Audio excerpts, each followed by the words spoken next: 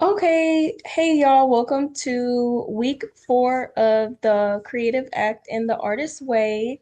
I was just telling Lucy and Kyra that in week 3, Julia talks about how this would be the week that you get angry, and we've reached the tail end of week 3, and I feel like I'm feeling that right now. And I've been thinking about it all day, like today when I went into work, because on page 82, she talks about the more you write your morning pages, the more you'll start to see what's not working. And yeah, just even before starting the Artist Way, I knew that my job wasn't working for me. And it's really just the 9 to 5 lifestyle that's just like not aligned. Just like how I had to leave work early to rush home so I can be here and stuff like that. And I just don't like that rushing energy.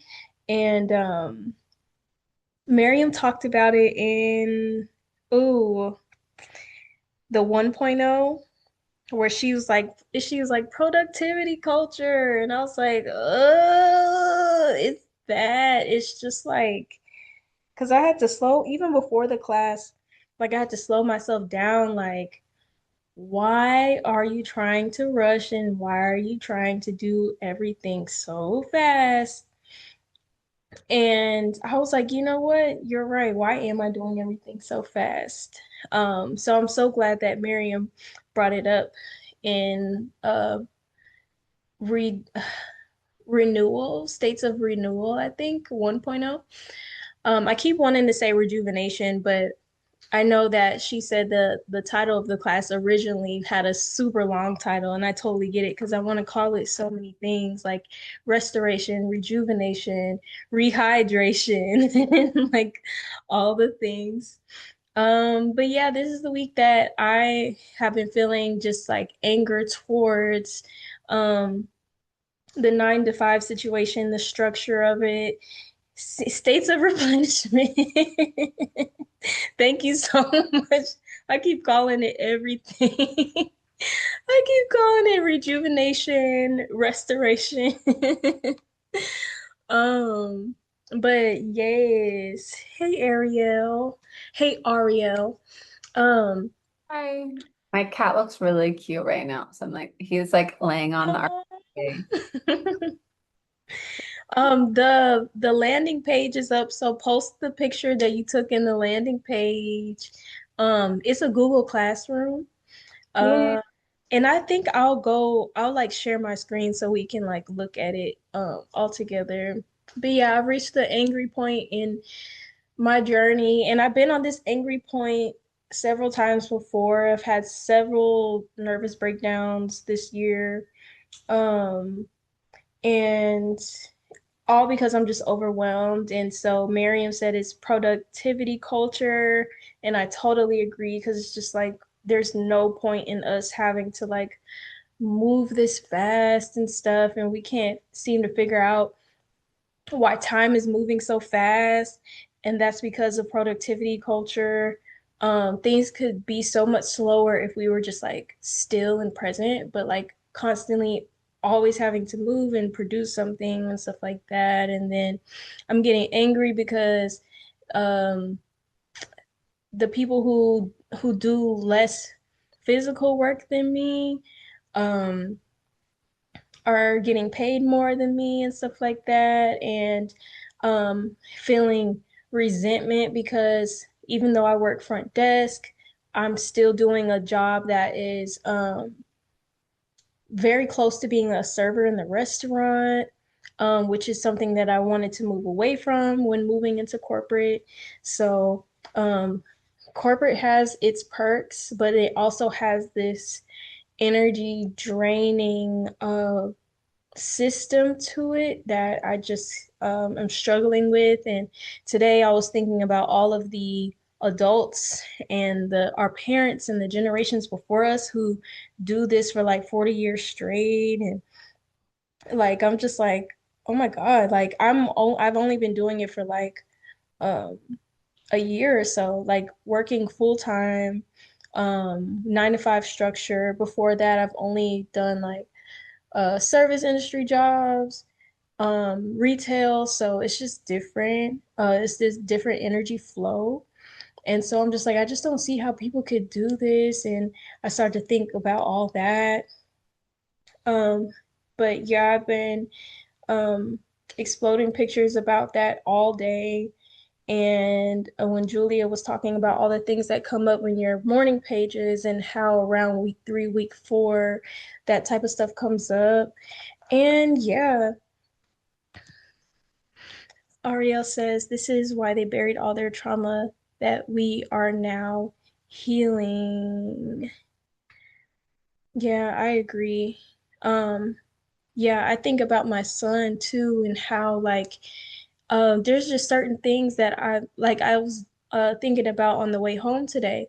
I was like, wow, I'm so glad that I can process like his emotional information. Like I don't feel like our parents were really equipped with tools like that. And so the fact that I can understand his emotional processes and um I feel like it's gonna help him so much in his development basically. So um shout out to the millennial parents. Um But yeah, let's talk about week 3 and the artist dates that we went on. And um, if there was any uh thing like shame, any synchronicity that came up, and then we can go into week 4 because week 4 is so juicy. Week 4 is when she talks about reading deprivation, and I so want her to remake the book because, like I say, every cohort, reading deprivation is like our version of social media, but we'll get into that later. Okay, I can start with my artist date. Um, my artist date last week was watching the Met Gala, getting dressed for the Met Gala, and then watching the Met Gala wearing a fragrance called Blue Lazuli. It's a Giorgio Armani fragrance, and Kyra had discovered it around like I feel like towards the end of the year around her birthday, and then on her birthday night when we were all hanging out, we went to a we went to an art event and they had a fragrance table and they had blue lazuli samples and I was like, what are the chances that like they had a sample of exactly the fragrance that Kyra had been getting into? And I had been holding on to it for so long. And wearing it on the night of the Met Gala was such a beautiful experience because um, I wore blue. The fragrance is called Blue Lazuli, and it was just like it was just really rich. The fragrance was rich, like the color coordination was rich. So really enjoyed that sensory experience. And for my artist date this week, I am thinking about attending a Bhagavad Gita class right after we get done with this meeting. And then I am going to a Travis Scott, Don Toliver tribute night on Thursday, which I'm really excited about. I'm hoping that I hope the DJs play more Jack Boys too.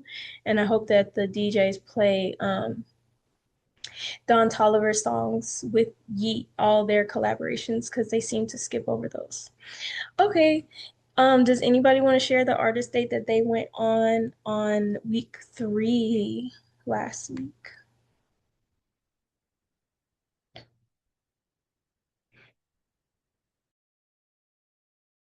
I can share. Huh? Oh, you can go. I'll go after you. Oh, n oh, are you sure you could? Because it's Yeah, cool yeah. if you would like to. No, no, totally. Go Because first. I'm okay, okay, okay. Uh, yeah, it was a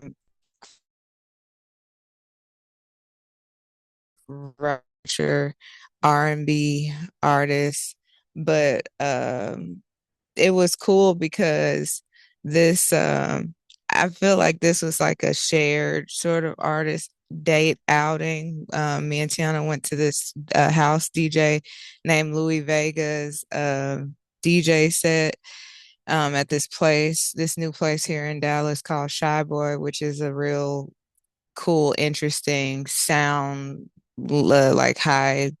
The words are slipping me, but it's a cool spot. So we went there, and the first song that he played for his intro was this Floetry song called "I Want You," and it was a mix of this song that I also had played in a mix that I have called Movement.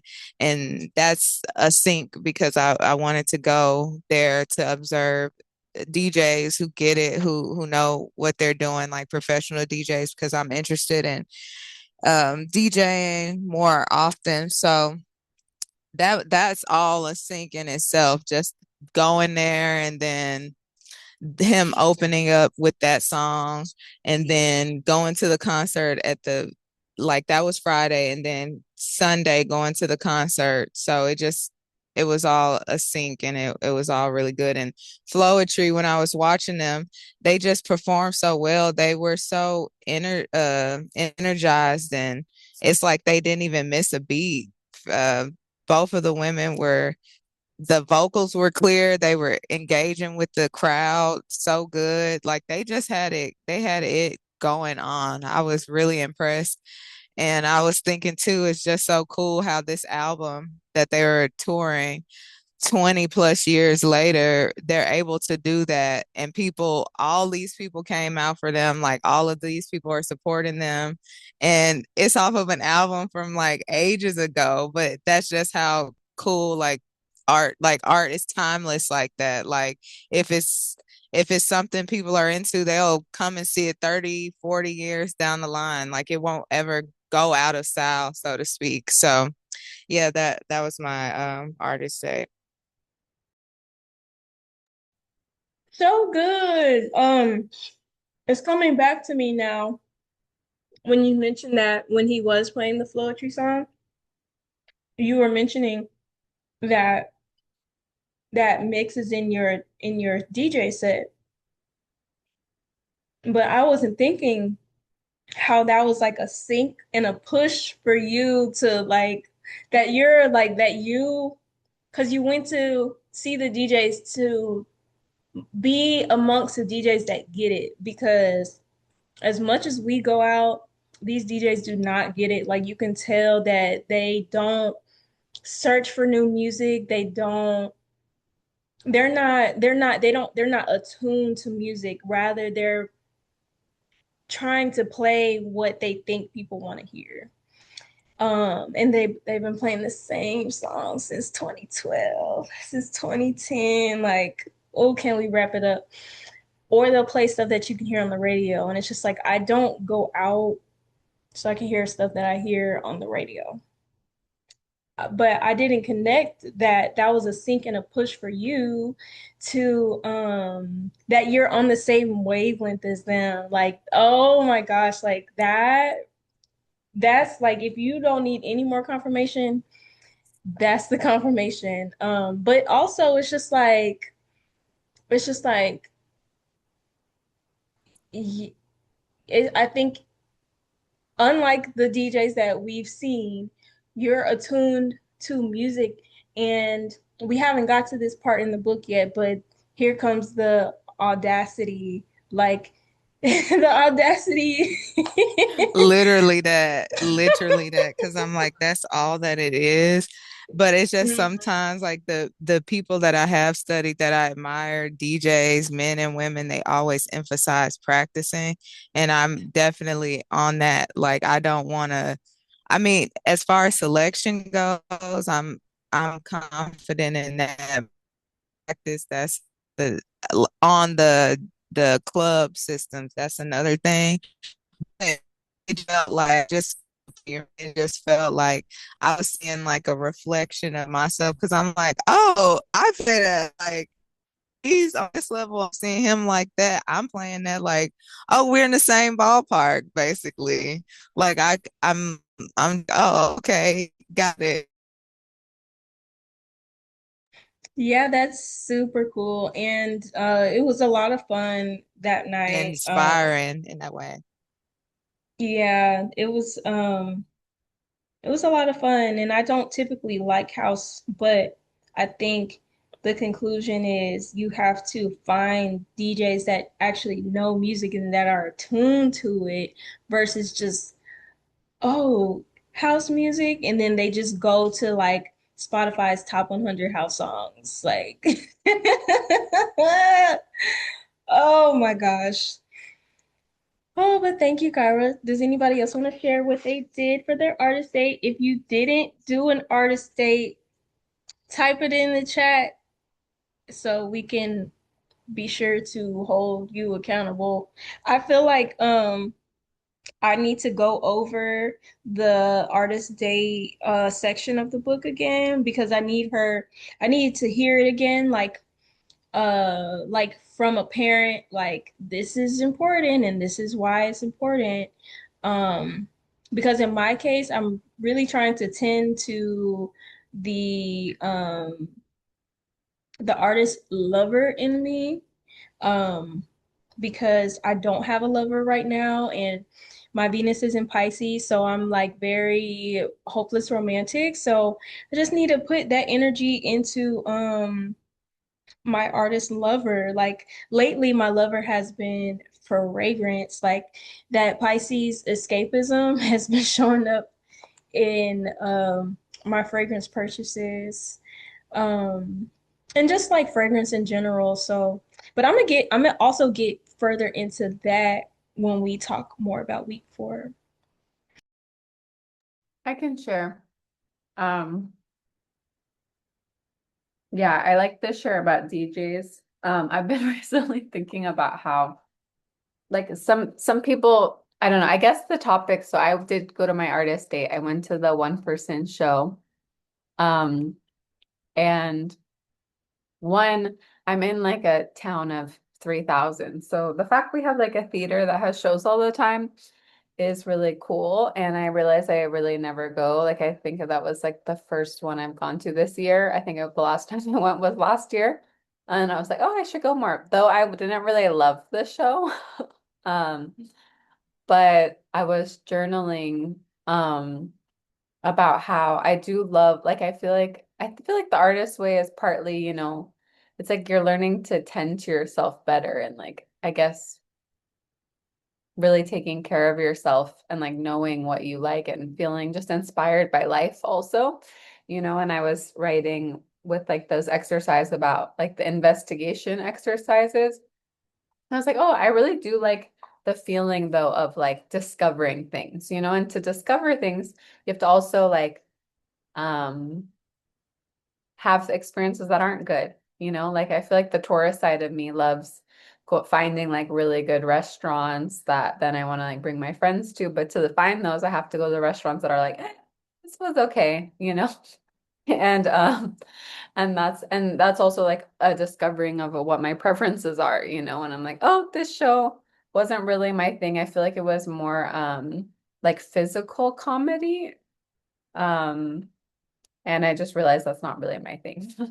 Um, and yeah, and I think I've been thinking also about just like what art inspires me lately too. And I feel like some people, I mean, I think it's with like capitalism too. It's just some people are just kind of like following like a formula, there's like, I'm just gonna do this type of thing because everybody else does it. And I feel like the art that really inspires me are people who like that feels like it's a channel because there's something unique about it. It doesn't feel like they're just following a like, I mean, that's literally what they say about pop music. Like pop music historically, as long as the history of pop music has been around, which isn't that long, but it's like basically the record companies being like, this is the formula and that will make it a hit. So follow this formula, and there's always been this push and pull between like the artists and the record companies of like wanting something where it's like this is going to be a guarantee that these people are going to like this thing. And I feel like it can go into a whole philosophical discussion because I mean, I think it's interesting now that now there's like a lot of AI artists, but it's like the like part of that is because people's consciousness has already been kind of awakened or used to like very derivative art, you know? So it's like then the next step of just like a machine doing it instead of a human is like not that far off. So I feel like thinking of just like, oh yeah, the things that have still have a soul. So anyways, like kind of getting very tangent, but yeah, that's my artist day this week. Oh, I love what you said, because you said so much, like learning your preferences, discovering things, and then on the discovery, there's gonna be things don't that you don't like, and you just kind of just like have to just like eat that or like deal with that. Lucy says learning preferences have been huge for me this week. Yeah, I feel like that has been the biggest, actually, it's been like the yummiest, tastiest thing that I've been experiencing since being single. Because like, oh, like I just love being in my own energy. Like as somebody who's been a serial monogamer, uh, I'm really like single for real this time. And I just love knowing my own preferences and stuff like that. But I totally feel you, Ariel, about the part where sometimes you're gonna have to experience things that you don't like. And I feel like I can use fragrance speak to talk about that. Like you see a fragrance online and then you look at the notes and stuff like that. And so you buy a sample of it and it's actually stinky. Or one thing that I've been dealing with is like, oh, I'm gonna get this Blanche Bette and I'm gonna wear white and I'm gonna wear it on Monday because Monday is associated with the color silver and white and stuff like that. And then it happens and then I actually end up not liking the fragrance or the outfit. Like it's just all these factors that can go into it, but it's all a part of really leaning into your preferences and the experience altogether. Because on the 1.0, Miriam was like, uh no, on the Garden of the Beloved call, I had asked the question like about burnout, and one of her responses was, "Don't don't let go of always trying to like get it right," and that's something that I deal with really bad. Like I get so flustered when I don't get it right. Uh, like I'll plan the date, know exactly what time to leave and then exactly what time I'm gonna get there, and then like it doesn't happen that way. I get so flustered. So I'm always trying to get it right. And so I love what you said about discovery. It comes with that. And so it's just like I want to discover so much that I'm willing to be with what comes with it. So I love that so much. Thank you so much, Ario. And then Lucy said that she wanted to share her artist date too. Yeah, your all of your artist dates sound so much better than mine.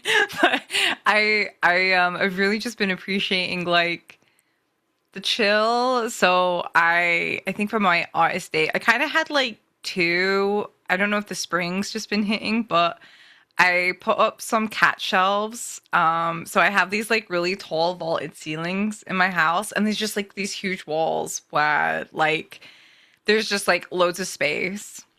And I had a ton of these like cat shelves that I painted like a long time ago. So they're like a really nice like green. Um and I finally put those up, and then I've been working on this like pair of pants. I've still been like sewing those up, and I had to kind of go back and redo them because the crotch looked really fucked up. It was like, okay, why is there like a butthole in the front of these pants? Um, so like I had to go back and like redo them, but it was like a really nice process. Like I've really just been enjoying the downtime of like almost like I don't know, it's like taking care of myself, like taking care of myself. And I realized though, so like the kind of point on like preferences, really interesting synchronicity for me, especially with week 3. It was like, I think there was a question of just like, what kind of habits do you have that take you away from like doing your creativity? And I had like 2 different instances of like people just out of nowhere, just like people wanting like my attention. And one of them was like, oh, it was so weird. I don't know if Ariel's listening, but Ariel, my crazy maker that I mentioned to you, randomly at 11 p.m., 11:30 p.m. at night, text me asking for like customer service help on about NEMS. Like, it was so strange. It was so bizarre. And it's like, I don't know. Imagine a random person texting you at 11:30 p.m. at night being like, hey, I don't know if you can help me, but my emails are not working. I'm like, what is this? And I'm like, oh, like, that's where I usually put my time. Like, when I don't spend it on myself, when I'm not like being more conscious of like carving time out for my creativity, I just like dump it on people who seem to want it instead. And then another really weird sync happened. So when I first ever did This Artist Way, it was in 2023 before I moved to America. And I did it with a friend. And I realized like over this last year, I've been messaging this friend like every now and again. And I realized like, oh, they haven't actually replied to me. So I like wrote about it like in my pages. I was like processing like, I'm actually kind of like chasing an old relationship that's like not really here anymore. And we haven't spoken for about a year. And then I like processed it in my pages and like just started letting it go. But then the next day they like messaged me and they're like, they're going through a lot of stuff, and I'm like, oh, like here's another rabbit hole that I can like, I don't know. I just realized like, I'm like, oh, I have this huge pattern of like my creative energy gets squandered, and I like, this is my self-destructive habit, is that like I will just like give endlessly to people who like barely contribute to my life, or if they like, or it's not really like up to date, if that makes sense. It's like, okay, maybe they did like a long time ago and now it's not really there, but now I'm like, yeah. So it was a really interesting moment of like just recognizing that where I usually like the 2 conversations that kind of started was like both when I went to go sit down and like make time for myself. I was like, oh, this is just ironic at this point. And it taught me a lot about preferences. I think there's been 2 people I've spoken to recently who I'm like, oh, this is like what I would prefer in a friend. This is like what I would prefer in conversations. This is like so much nicer. And then I got the direct like contrast of like, oh, and this is definitely what I don't want. So really interesting. I kind of felt when you opened up, Tiana, about like the anger thing, I've been kind of working on that too. I got so angry of like, why are you messaging me at 11:30 p.m. for like customer service help? Like, is this a fucking joke? Like, and I kind of had this moment of like, oh my God, like I've kind of set things up where like some people kind of like don't really respect me. They don't respect my time. And then from that, I did a huge energy clearing. And Ariel, I know when we had a conversation, I told you about like Persephone. And that ended up kind of leading into like, I ended up with a banger tweet. I did a banger tweet. It hit like over 1K likes. And I'm like, oh yeah, I got this. And I made this banger tweet about Persephone. And I was like, dude, like, who am I even kidding? Like with these, like this other shit when I'm like on this other shit. I can I'll send you the tweet. Well, it's on Threads. I yeah, so like I'm a threader now. I love Threads, but yeah, I I had this thing where like I realized I've not really been posting on there recently. And I was like, "Oh, you got to post." Like, and I was like, "Nah, bro, just like trust your timing." Had all this shit. And I was like, "You know what? The world needs to know about Persephone." And then yeah, so my artist date kind of turned into like an artist week. And I'm just relating to a lot of what you guys are saying. And sorry for if I've just spoken a lot, but thank you. No, that was good. I was following everything that you were saying. I definitely want to see the thread as well. Um, and me and Kyra were talking about how Twitter is so like Twitter fell off real bad. Like I prefer Substack. Uh I like to use Substack like Twitter. Threads, I haven't got my algorithm right and I don't have patience for it. Yeah, you really Um got to train your algorithm. But once you get it, like I feel like once I kind of got the algorithm yeah.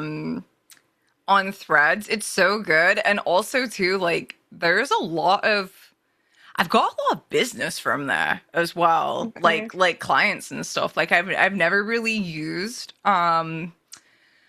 social media like that for like a long time, but it's kind of been like my in between, and it's I think I started it about a probably about 9 months ago, and like just having it as a place where I like can write, and it's been really nice. It's been very healing. And then as Oh, well, because nice. I've heard with Substack, don't you have to like do you have to pay for, or is it like there's like a free version and then there's like a paid version or something like It's a that? free version, but they really overdo it with the pay button, so it's kind of confusing, but you just hit no thanks. Um yeah, and Substack can get kind of Facebooky sometimes, just how like people like tweet or whatever, like post, they'll be like, Real girls don't care about getting their nails done. Real girls read books," and like that type of like boring stuff. But yeah, I'm gonna check out the thread. Thank you all for sharing your artist dates. Let's get into week 4 because, girl, week 4 was really good.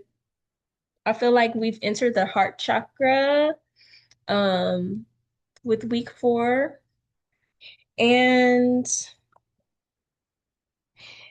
I was really so etheric gardening week 1 started this week, I believe. And I was watching the episode called Make Me an Instrument, and I'm listening to what Miriam is saying, and I'm like, wow, this is like the same thing as the creative act. Like the creative act, the artist way, and Make Me an Instrument all go together. Like basically connecting to source and allowing what uh being being able to be so clear that you can connect to source and you can allow what needs to flow through you for whatever purpose that you're serving in that moment, being an instrument. And I was like, wow, like the creative recovery or resourcing or uh recalling your sensitivity is so important to um being in service and serving the creator. And I know Julia talks about it, but just like all of these things, like connecting and being full circle, is just like, wow, this is just really like, I think maybe what I may be feeling is like, wow, I'm really so blessed to be able to recognize these tools and have access to these tools, and um because you mentioned it too just now, Ariel, when you said that uh the artist way is also helpful just to um being inspired and creative living and stuff like that. Like I really feel like that is such like an offering to the divine. Like um and again, I know Julia talks about that, but I'm just like, wow, like this is really just like oh, it's just everything. I love it so much. Um so I feel like week 4 talks about that clarity that that I was speaking to because she talks about, you know, cleaning your closet, getting rid of old things. And even before I knew that we was going to be talking about that in week 4, I've just been at that point in my life where I'm just like, oh my God, like so this weekend on Sunday I stayed home. Like I stayed all the way home and I just got my living room together, my closet together because I just want to be able to be so organized and so clear that I have the time and energy to be able to do the things that I want to do versus like feeling victim to like the system and all that stuff, just like taking control of what I can take control over. And so, yeah, more than anything, I want to be clear. One of the goals that I had for etheric gardening was to stop smoking weed and stuff like that.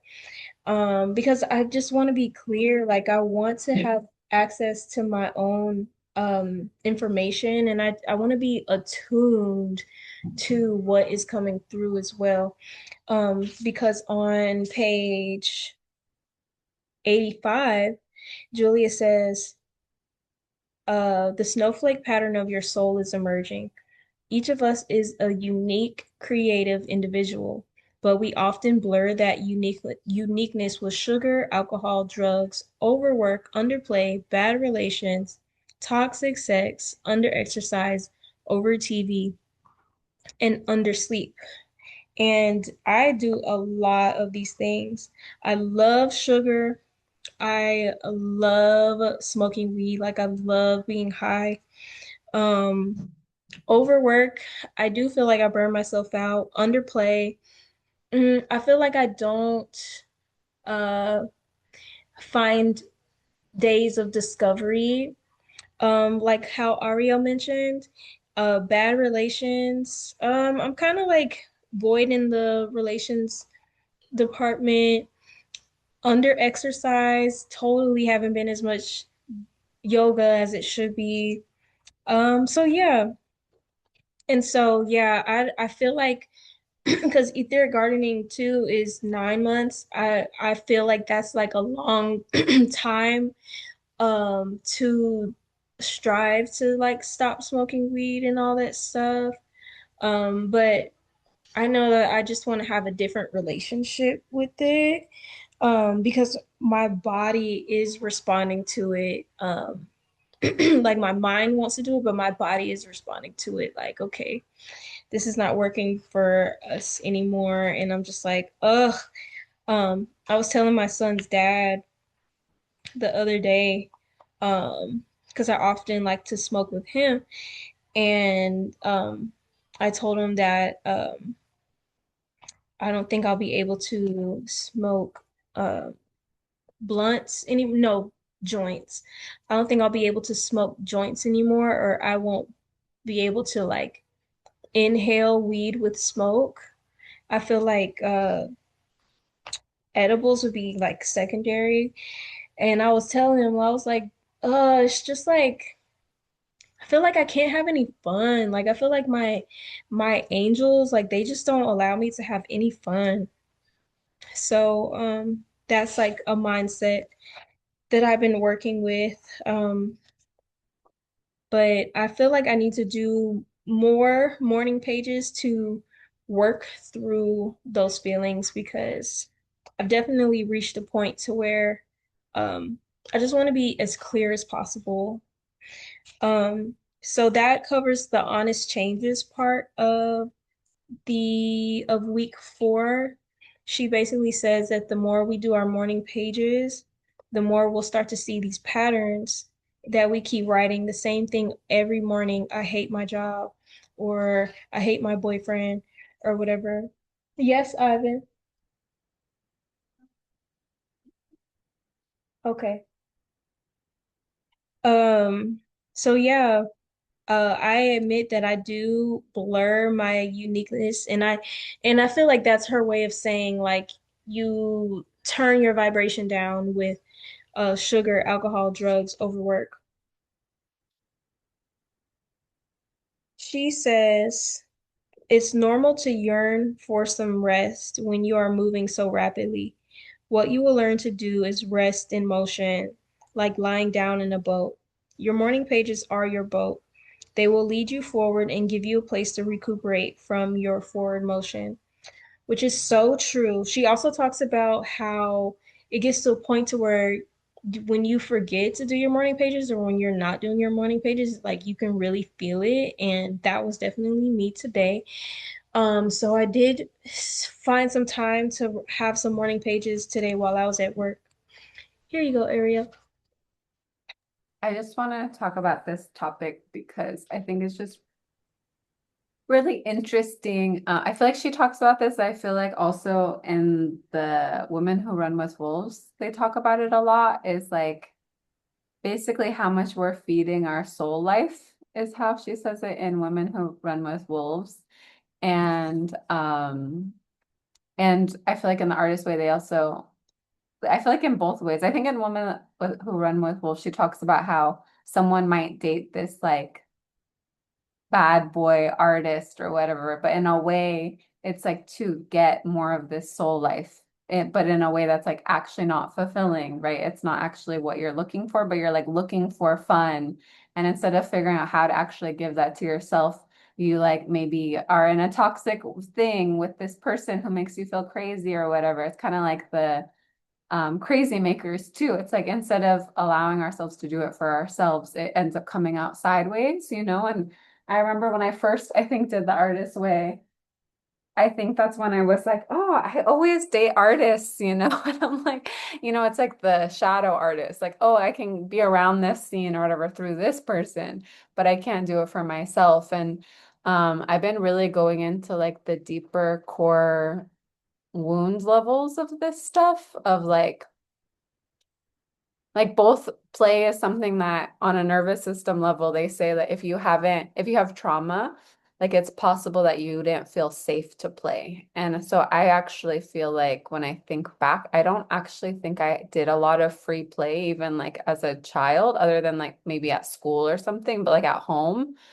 And so it's like I feel like I'm recovering that even from my inner child, but it's like realizing that, oh yeah, these are things that maybe muscle memory wise, maybe our ancestors didn't feel safe enough to be able to play and just um again do these things that are just bringing more lightness in our life and not just like everything being so serious, like you were saying, Tiana. And so I really have been like in this deep rewiring process of like, okay, how do I, because even with creative stuff, like at this past here, it's like kind of different. I think of in years, but it's like the high season versus low season. So it's been high season since October. So not this period of time of high season. Um, made a lot of time for music, but like doing music classes and like training or whatever. And what I've been realizing is I think that now what I need to make more time for is like the play part of it. It's like, okay, also with creative, I can be doing something creative, but it's like it's still structured and it's not in like just a play, and so it's like how am I also making, so if I'm going to put like 2 hours, maybe like 1 hour being more for the structure, like, oh, I'm going to practice this song or whatever, and then 1 hour that's just like just play, or maybe 30 minutes or whatever. And so that feels like a big thing that I'm trying to train my inner child, that it's like inner child for me personally, I feel like she thinks that like a fulfilling soul life is gonna come from a partner. And I've been like, girl, we've had this already. And it's not, it doesn't doesn't give it you what you think it's gonna give you. So it's like we have to learn how to do this for ourselves, and then, when you come into partnership, you feel more like coming from a full place, And and so I feel like that's like a lot of the rewiring. I was like, no, I can really build that life that I really feel happy and inspired and accessing to all these things. So anyways, I really get you because I feel like these themes are like coming in strong for me, and but it's also exciting. Oh my God, yes. Thank you. So good. So good. Um, yeah, I feel like as a Capricorn, I'm always like in my seriousness. And so like oh, and then speaking of play, like even the type of job I had, I feel like my inner child was like, yeah, the Virgo rising does not help. And the Scorpio moon, like just going too far, too deep. Um, but I even feel like I was thinking the other day, and I was just working hard and like just being like overproductive at work and stuff, feeling overwhelmed. And Ariel, I had mentioned existential kink today in the dream circle. And I was like, ugh, I feel like a part of my existential kink is my inner child thinking that this part of being an adult is fun. Like, like being overworked or being like, I gotta go here, I gotta go there, I gotta go there, gotta go there. And so I feel like, I feel like that's the Capricorn inner child in me. Like when I was little, I used to think that um that corporate boss type of like lifestyle, going to work in the big cold building and all that stuff. Like I think for a split second it fulfilled the uh my inner child as play, but now I've reached the point where I'm like, okay, yeah, mm-mm, this is not working. Lucy says, let me see. You have a Capricorn fifth house with a Virgo rising. So sometimes work can be fun, but sometimes you got to see it what you're actually doing on the outside of your aura. That is one thing that I do need to do more when it comes to energy work. I need to put things outside of my aura. Because I definitely look at things so closely. And sometimes I do reach a point where my Sag, um what is it called, North Node will be like, okay, zoom out. But I love the idea of putting it outside of my aura because like for real. Um but for me, I feel like my inner child is good. It's my inner teenager that I need to spend more time with. My inner teenager love to do photo shoots, walk around the city, just like getting into stuff in the day. Um, so yeah. Hey Lucy, I'm on mute. I was gonna say something. I was like, oh, maybe I shouldn't, but I guess I will now. Yeah, like something that so I don't know if this will be helpful or useful, but so I'm a Capricorn fifth house as well. So in astrology, like when you're looking to like inner child stuff, like you'd look to like the fifth house usually. It doesn't matter if there's planets in there or not, but even just the sign can kind of tell you the flavor of like how you may have like a relationship with your inner child. And Virgo risings typically have Capricorn on their fifth house. And like usually it's like, yeah, they almost like feel like they have to work really hard before they can have fun. And sometimes as well, it's like hard work can be fun. Like I do think both can happen. Like you can work and play. Like even you creating this space, like it's work and it's like, and it might be fun. And um I think something that I've had to like look at is like what's driving what's driving the behavior? Like, do I feel like I have to earn um play, and like what have I like set up as play? Because I think on the other side of things, like I've heard people say it's like, oh, like you need to just play and have like no strings attached, and it can't be like work at all. And I think there'll be, yeah, it's like, so the fifth house is supposed to represent your child, like your child self, your fun, your joy. And I see it as the inner child. I've not been like formally taught that it's the inner child, but that's kind of like how I've seen it, at least, from my own experience. And like, Yeah, inner child for the fifth house makes total sense. yeah, Yeah, I like that. I'm gonna start using that moving forward. yeah, but like, yeah, like Capricorn fifth house, like their version of fun might be like when you're a kid, you might have been like, let's play house, or like I'll play teacher, and like I'm gonna talk to all my little like teddy bears and be the teacher kind of thing. It's like you're playing like an adult almost like as a kid, but sometimes it can kind of be fun like that. So I don't know. I think, what am I trying to say? I'm trying to say that like I feel as a Cap fifth house, sometimes like work is fun, and sometimes like I've heard advice where people kind of like don't think those two can actually blend well. And I'm like, well, actually, no, like in my little blueprint, it can blend well. I just have to be like maybe sometimes like vigilant and just clock like, okay, am I like overdoing it in order to earn fun? And like, where's the actual like natural balance? Because you can also like play at your play doing your adult stuff. Like if I'm like feeding my cats, that's like a, I guess like an adult responsibility, right? But I can like baby talk them and like sing to them about how I'm like making their food, and like, you know, it's like you can inject like silly fun into your adult responsibilities, and it's not like eroding it. But yeah, that's just what comes to mind. And I know you're Virgo rising, so yeah. Anyway, thanks.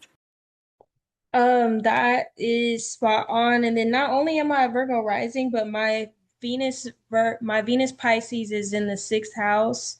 So like the sixth house is the house of working and stuff like that. So I have a sixth house Venus basically. Um, I could go into all of the revelations that I had about um my job.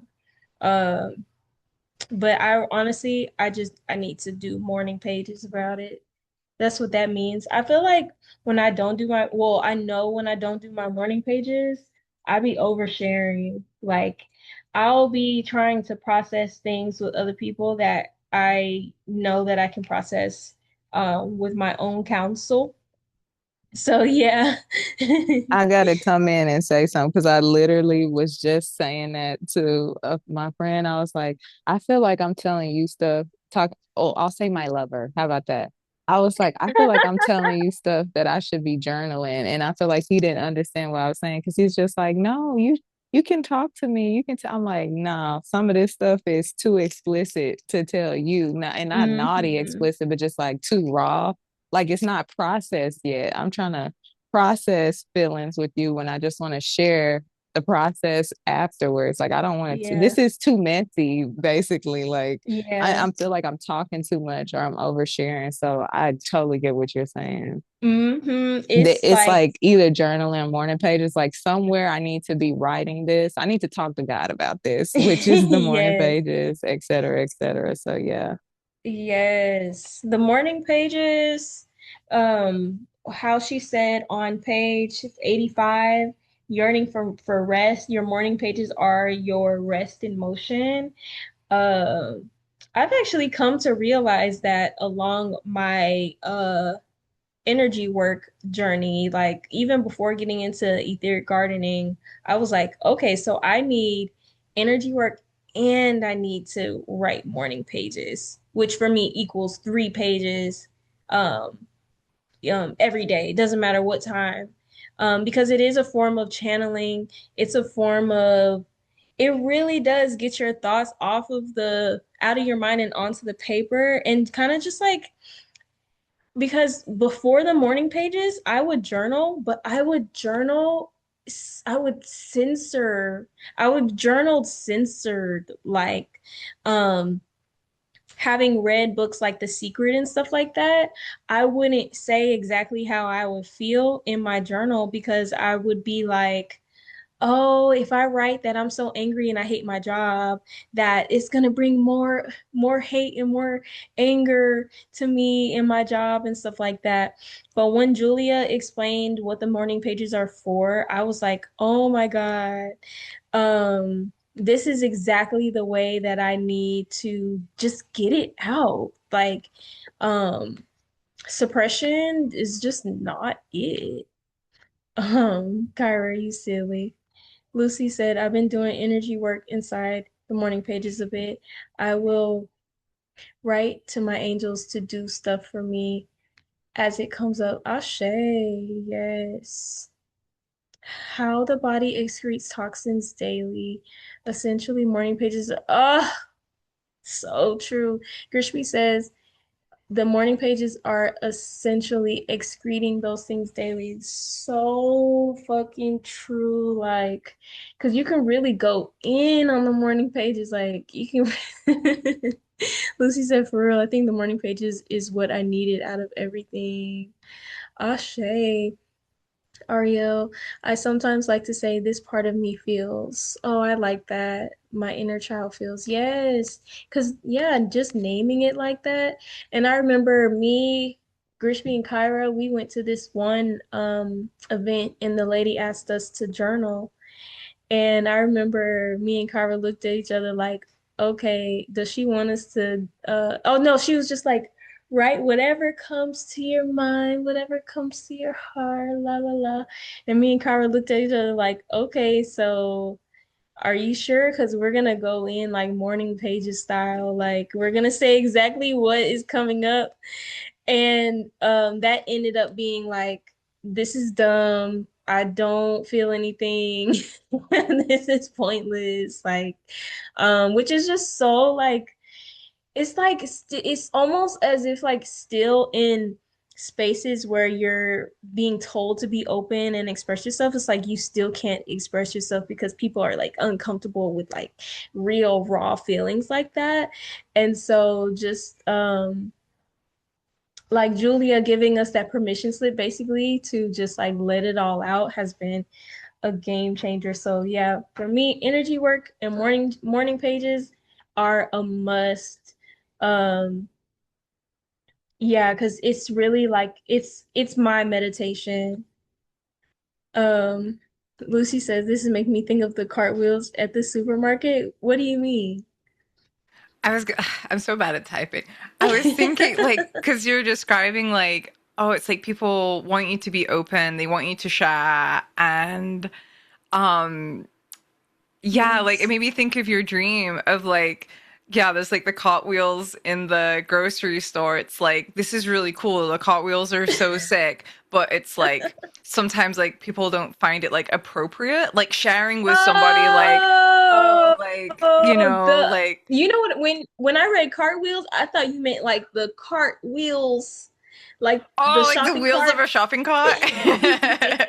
Yeah, no. I was talking about your dream, and yeah, just like how, you know, being open and like that raw is like such a cool gift. And sometimes it is Mhm. about appropriateness. Like some people will not, you know, if they're running a space, like they might not want to hear the full truth of someone being like, I Yeah. don't really know why I'm here. This kind of seems bullshit.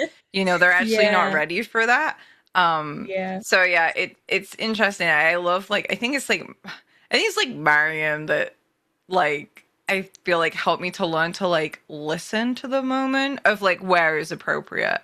Because Mm. even when people think that that's what they want, like sometimes it's not. It still ain't appropriate. Mm. And man, because Yeah. we was like, if this lady reads these pages aloud, she's gonna truly know how we felt about this event. So, and Grishby, so I had a dream that so I had a dream that Kyra was getting her hair done. and we were at somebody's house, and DJ 13 was with us. Long story short, this dream was before we went to Shy Boy. We ended up seeing DJ 13 as Shy Boy. Um, but there was this part in the dream when Kyra was finally getting her hair done. You and me went to the Kroger, and we go to the front of the store, and this like Indian man, or like this brown man, he could have been like Indian or Pakistani, um, like part of that region. He walks up to you and you guys start hitting it off. And then all of a sudden you guys are like doing gymnastics like in the front of the grocery store, like that threshold between outside and right before you go inside, usually where they usually where they put the shopping carts at. And it's kind of just like a gray area. Ooh, there's another keyword. It's kind of like this gray area. Like the carpet is gray, the walls are gray, it's concrete. But you start doing front flips. You started doing, yes, gray area. You started doing front flips. You didn't start doing back flips. Like you just started doing front flips like a Marvel character. And you and this guy just like hit it off about gymnastics. And then the floor turns into like a red gymnastics mat or whatever. So that was my dream. I had that dream on Friday night, I think. So yeah, that was random. Okay, y'all, let's get into reading deprivation.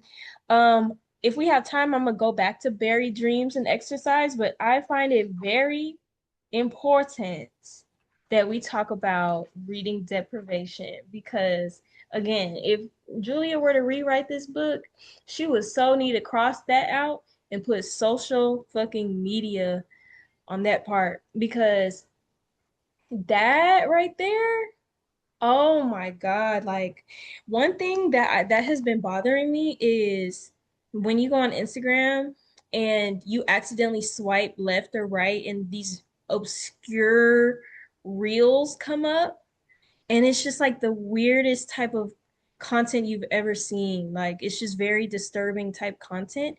And the part that I hate is when you see like those three bubbles of people that you follow that liked it.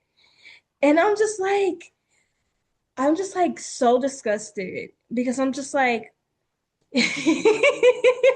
I'm just like so disgusted because I'm like that that's like you guys are so chronically online that you have time to stop and watch this like crazy video that's just like there's no, it does nothing to add on to you. Like an educational video, okay, yeah, I get it. Some video that's like spreading information, like informing you, okay, I get it. But it just be like these weird skits, or it be people like posting like rage bait type of things, or even clickbait type of things. Oh my God, like, oh my God, it's gotten so bad out here. It's gotten so bad. And I don't find myself on Instagram a lot because of that. And plus Instagram fell off just like Twitter. But I find myself on TikTok a lot.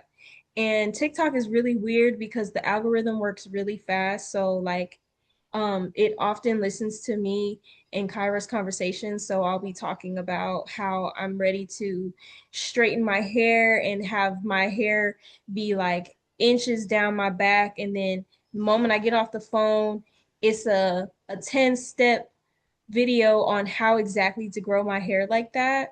And it's just like I'm thankful for it, but then it's just like at the same time, like, damn, you were really listening to my whole entire conversation. So there's that. But so reading deprivation, the today 2026 equivalent of it is scrolling. Like I wouldn't even say uh posting. I don't even think that's the issue. I don't even think watching YouTube, like going to YouTube to watch something very specifically, like how I'm about to go watch a Balenciaga show. That's specific, but scrolling I think that is the new reading deprivation. And it's just like scary times that we live in because just like those how I mentioned those obscure reels and then you see people that you follow that have liked those reels and stuff like that. I feel like you have to be chronically online to be able to even sit there and watch those things. And it just frightens me how it's like I don't know if the word is usurping, but how it's like literally sucking everybody's time and energy for what? Like for what? Um, I caught myself scrolling today. I had got done luckily, I haven't seen anything what you like, Ariel, but I'm pretty sure like if I see something that you like, it's gonna be like a rainbow or something. Like or if it's like something funny, it's actually like worth my time. Like the stuff that be coming up on Instagram is just so clickbaity. Um and yeah, but I think that's the Virgo rising for me because I am so judgmental. Like I'm just like, are you serious? Um, but no, I don't think you guys could ever compare to like the crazy stuff that I be seeing. But so yeah, I caught myself scrolling today. I think another form of my reading deprivation is reading fragrance reviews. I'll I'll read fragrance reviews up to the point to where I find an argument in the comments, and then I'm just like going like so deep, and I'm like, nah, nah, it's true. Like another 13, some people can't smell it and stuff like that, and it's just taking up my time and it has its place, but I could definitely be using my time to do other things. Oh, and I think when we were talking about a previous subject, Lucy, we were talking about a previous subject on one of the shares just now. You had mentioned something that made me want to bring up uh how in fragrance they have a dupe. How oh no, was it Ariel? You mentioned capitalism and how people just are recreating things or something like that and how in fragrance there are like dupe houses that will see a fragrance that was oh yes AI yes they're starting to do that with like I mean they're not starting to do that but I feel like dupe houses are like a form of AI because I feel like you're ripping off the essence of the artist of the work that they created and then slapping this like great value label on it and people don't it doesn't give chance of people to understand that their money and their dollars are going towards an art form. Uh, I was thinking earlier today uh, how everything that we consume, especially when it does have like a name brand attached to it, when the price tag starts going up, we're more so consuming the essence of the thing and not necessarily the product. We're consuming the essence and the craftsmanship of the thing.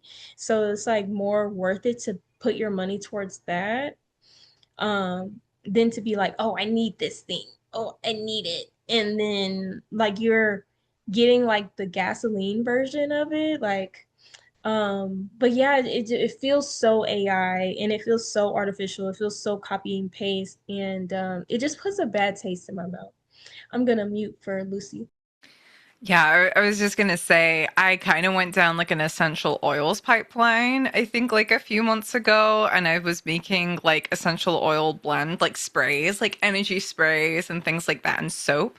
And I came down a rabbit hole where, so I'm not super into fragrances, but I started seeing like people making like essential oil replicas of like famous perfumes.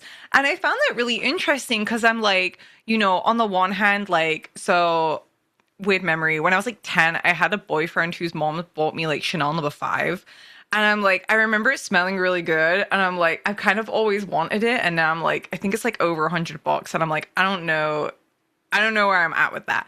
And I was like, I don't feel opposed to trying in my own little laboratory, like with my essential oils that I have, like attempting to kind of remake something because I think it's like cute.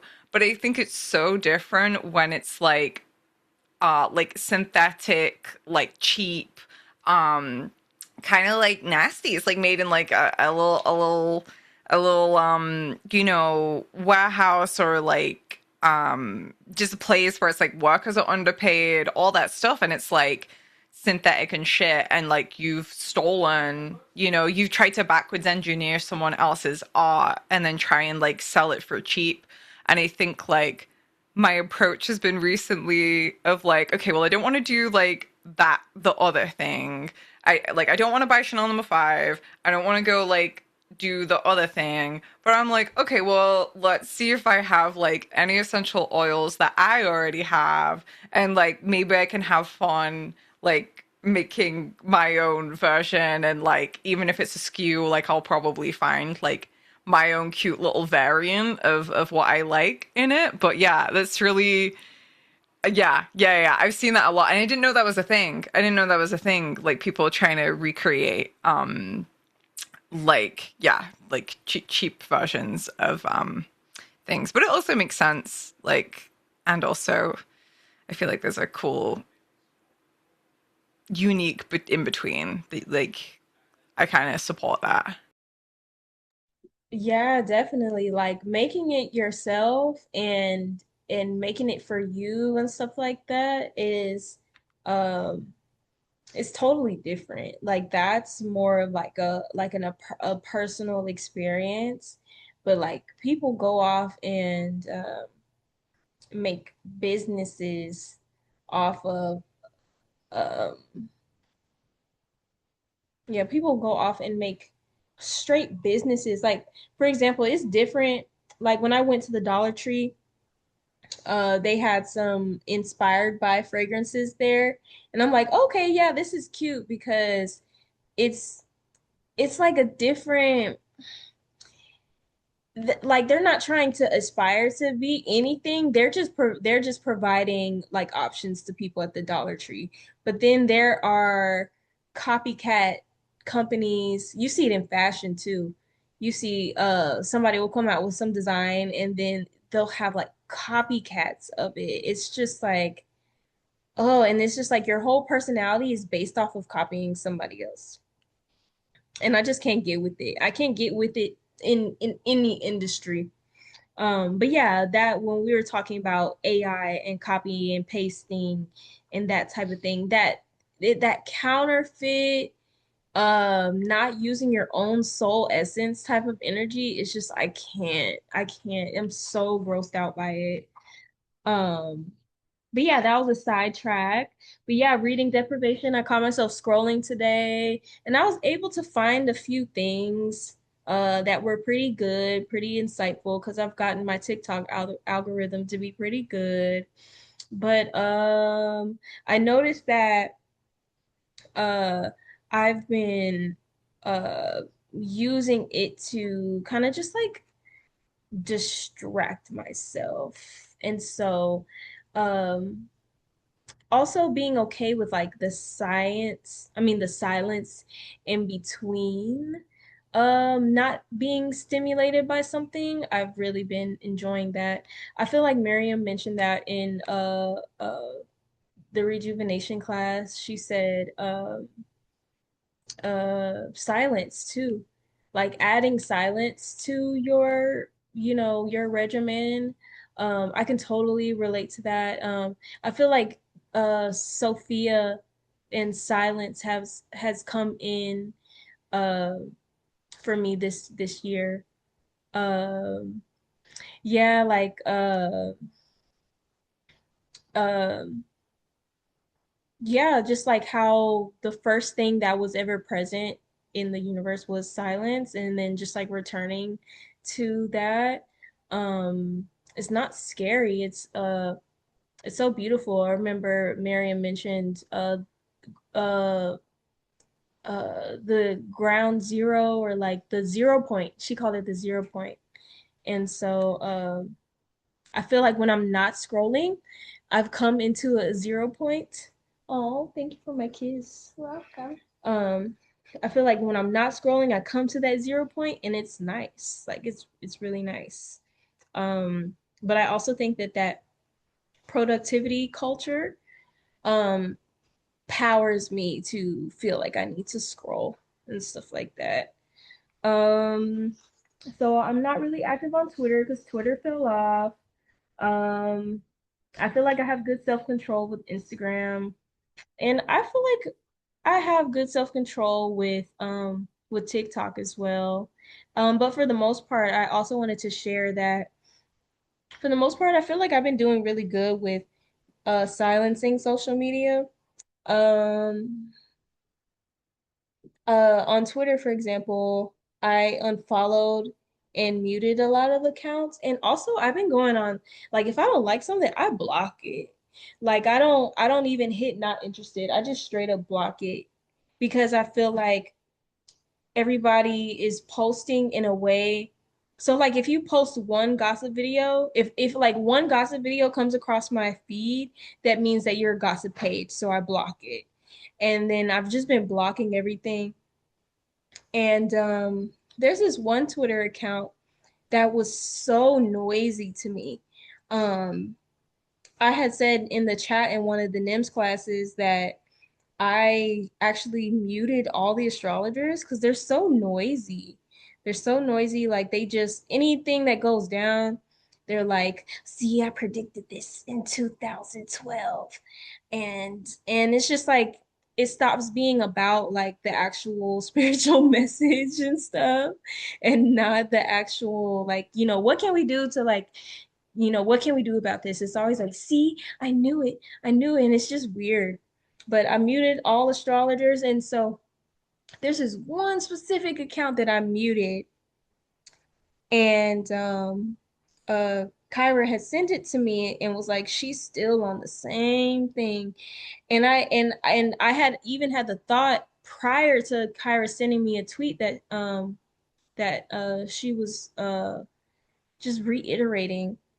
And I was thinking about how social media and my timeline on social media has just been so quiet. Um, and I was like, wow, that's because I don't follow accounts like this anymore. And basically, all that to say, social media is helpful, but it also has this element of noise, because everybody is just trying to be viral and everybody's trying to be at the top of your algorithm, and it's just a mess.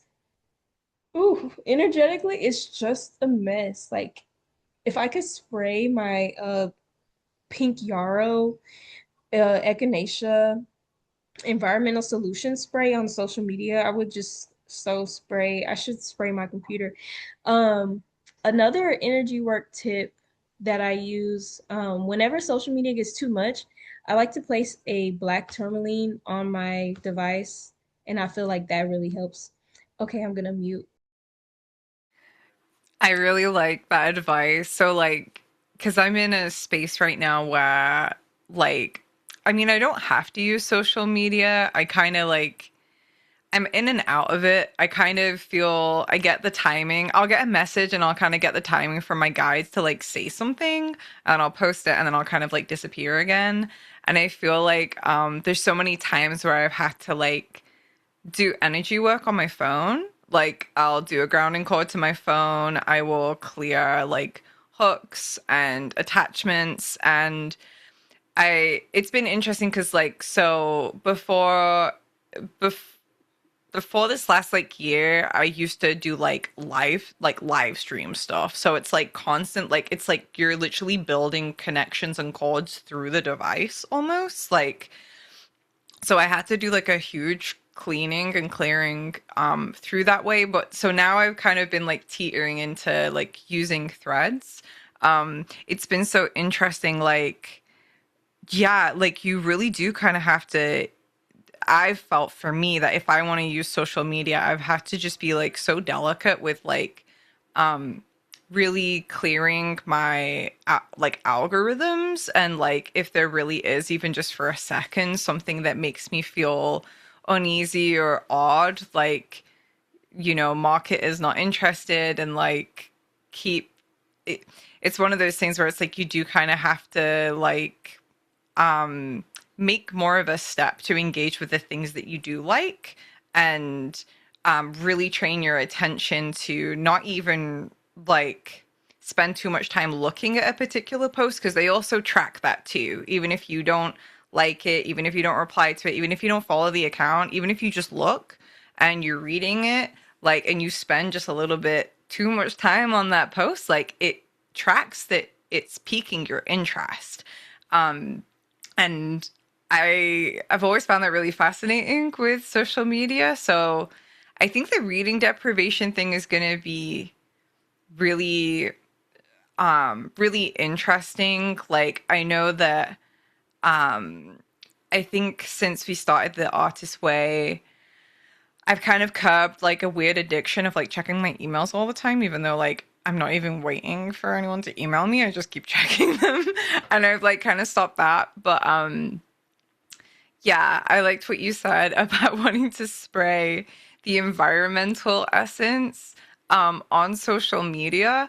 And um, I'm finding that there is spaces where there are creators who are listening to the timing, and there's and the timing that I'm into, and that they are like creating and posting. Like again, it's kind of the ear. Like you guys talk about the DJs that like they have like an ear for their music. I think there are people who have like a good ear for content, and a good ear for the timing of that. And I feel like this last week, that's the I had this weird lull where I'm like, oh, I've not posted for a while. Should I have to do that now? Is that what I have to do? And my guides are like, no, like just keep listening to your timing. Like that's exactly what you're supposed to do. And I kind of feel like there's like a need for that, a call for that, or an ask of that, that like, listening to that ear when it comes to social media. And I feel like that's kind of what I'm at least attempting to do, to be like an ethical content poster, and just noticing like what is pushing the behavior. Is it the need to produce productivity culture and like, oh, you have to do this to sustain, and it's just like bleh, just bleh, or like, you know do I have no attachment to this, and like I'm just open to the moment, and like let myself be an instrument, let myself be a good channel. But yeah, you could totally imagine like Pink Yarrow in your phone, and like you can so do stuff like that. I feel like I feel like I have lived chronically online, and I feel like I kind of went through it to know not what to do with it now. But yeah, I hope that yeah, that's what I want to say. Yes, thank you. I love the reminder to ground the phone. Just like ground the phone, ground the devices, ground the house. Connect to the tree that you befriended. Yeah, big juicy rose on the phone. Oh, yes, that's why I was like I must create this the artist way with NEMS as well, because it's just like there's just certain things that you can't talk about without like that energy work really coming through. Does anybody else want to share before we close out?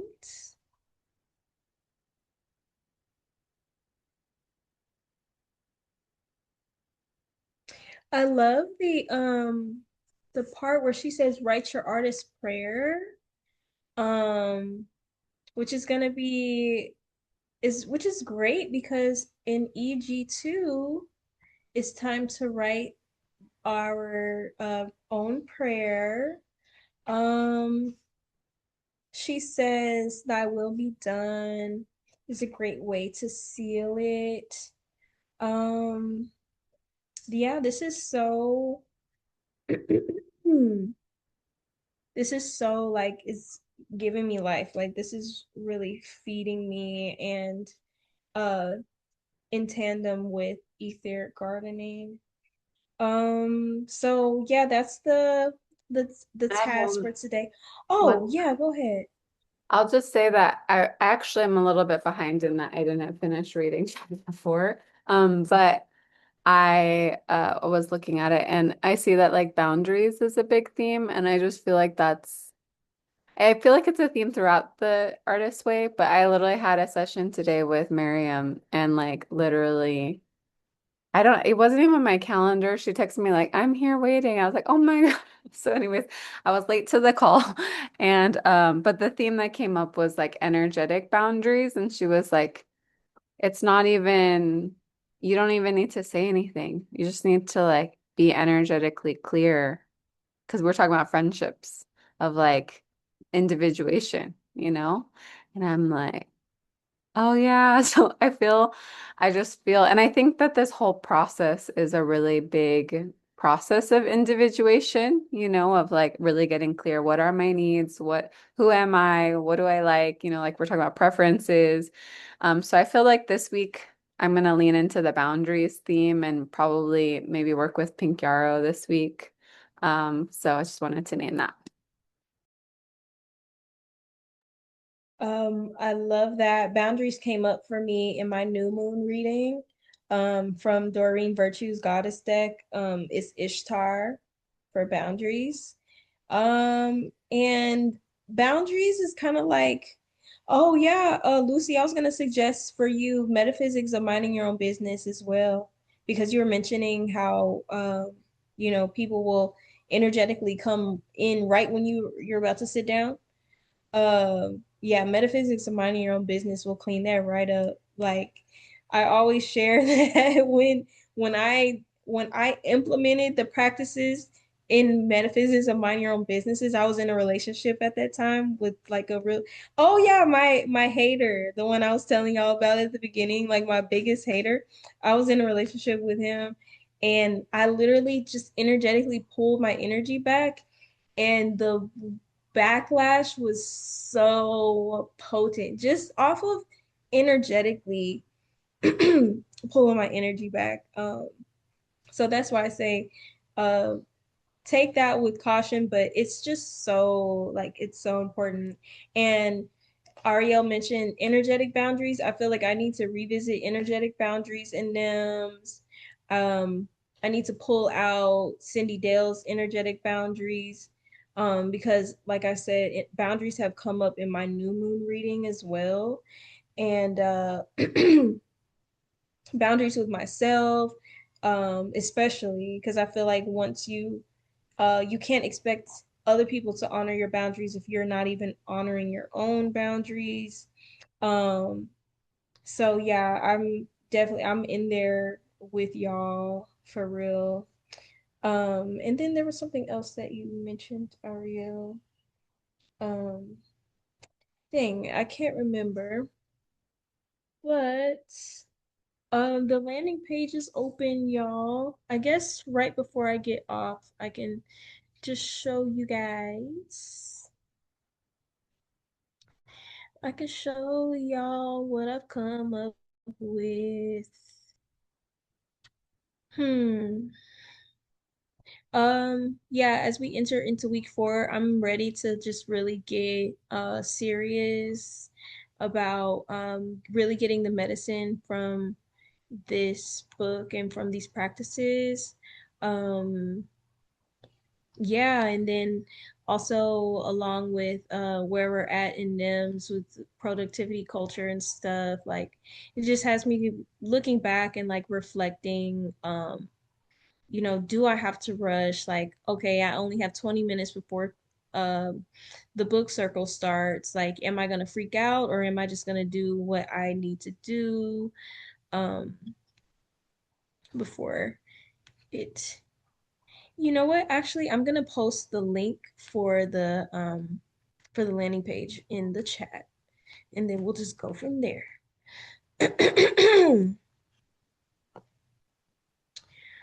Oh, but yes, I'm so glad to have been able to meet with y'all today. I always, because it's another form of responsibility on my list of things to do. Every time it leads up to this Monday, I'm like, oh my God, I have to show up. I have to show up. But every time I do, I'm so happy and excited. It's been really helpful, and yeah, I look forward to chatting with y'all and just going deeper. But yeah, the work is working. But I dropped the link for um the landing page in the Google Classroom, and I'll send it again when I send out the replay. And I'm about to feed my baby, y'all. So, good night, everyone. Good night. Bye. Good night. Bye. Bye. Oops. Okay, bye.